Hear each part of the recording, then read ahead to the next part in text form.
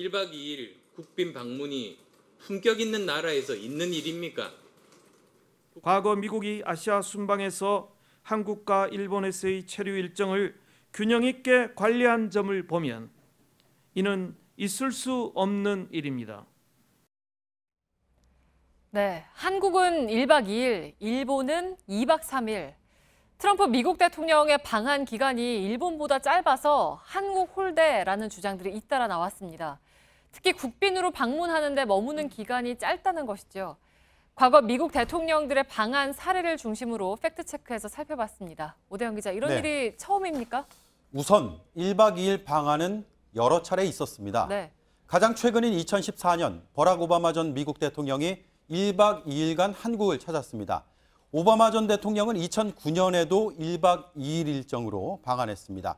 2008년 부시 전 대통령의 방문 기간도 1박 2일이었습니다. 2014년은 공식 방문, 나머지는 실무 방문 형식이었습니다. 네, 그러니까 이때는 뭐 실무 방문, 공식 방문이었는데 이번에는 이제 국빈 방문이잖아요. 네. 그래서 이제 짧다는 얘기가 나오는 거죠. 네, 지금까지 국빈 방문한 미국 대통령은 6명이었습니다. 이 가운데 1960년 아이젠하워, 1974년 포드 전 대통령은 1박 2일간 한국에 머물다 갔습니다.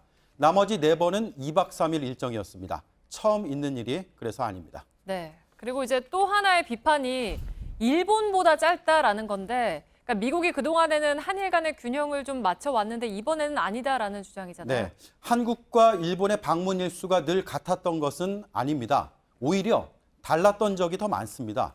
클린턴 정부에서 오바마 정부까지 미국 대통령이 양국을 동시에 찾은 건 모두 8번입니다. 이 중에서 한국에 더 오래 머문 것은 붉은색 2번입니다. 그 반대는 3번, 그리고 같았던 적은 3번입니다. 특히 G7, G20, APEC 등의 정상회의가 병행됐던 적이 4번 있는데요. 이걸 다 감안하더라도 방문 기간이 달랐던 적이 4번이 있습니다. 미국 언론이나 미국에서는 그런 문제가 전혀 안 나와요. 누워서 침 뱉기 같은 사실 좀 건데 1박이냐 2박이냐 가지고 논쟁하는 그 시간에 우리는 과연 트럼프를 상대로 어떻게 우리 포지션을 전달하고 관철시킬 것인지 그걸 고민하는 것이 훨씬 생산적이지 않나. 네, 저희가 미국의 주요 언론들을 살펴봤는데요. 일정을 이유로 한국 홀대론을 보도한 기사는 찾지 못했습니다. 네, 그러니까 이제 결국 중요한 건 정상회담 의제가 뭐고, 그리고 또 한미 관계를 얼마나 발전시킬 수 있느냐, 뭐 이런 거 아니겠습니까? 그게 본질이죠. 네. 하지만 이런 비판은 이번만의 일은 아닙니다. 이명박 정부 시절이던 2009년 오바마 전 대통령의 일본 일정이 우리보다 길었습니다.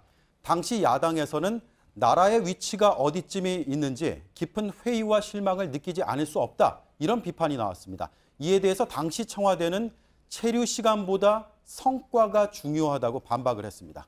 네, 그 당시 여당이 지금은 야당으로 바뀌었는데 아주 정반대의 논리로 비판을 하고 있는 거군요. 그렇습니다. 전문가들은요, 외교 분야는 일정 같은 아주 표면적인 사유로 인해서 평가를 하기는 매우 어려운 분야라고 말하고 있습니다.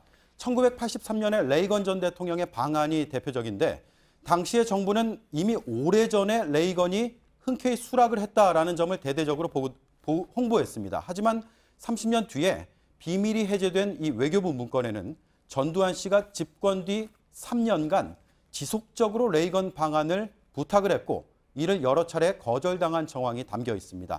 또 당시의 정부와 언론은 국민이 자발적으로 환영을 했다는 점을 강조했지만 정부 문건엔 학생, 시민 100만 명이 동원됐다라는 그런 지침들이 들어있었습니다. 외교적 현안을 단편적인 사실만으로 평가하기가 어렵다는 것을 이런 사례에서 알 수 있습니다. 네, 팩트체크 오대영 기자였습니다.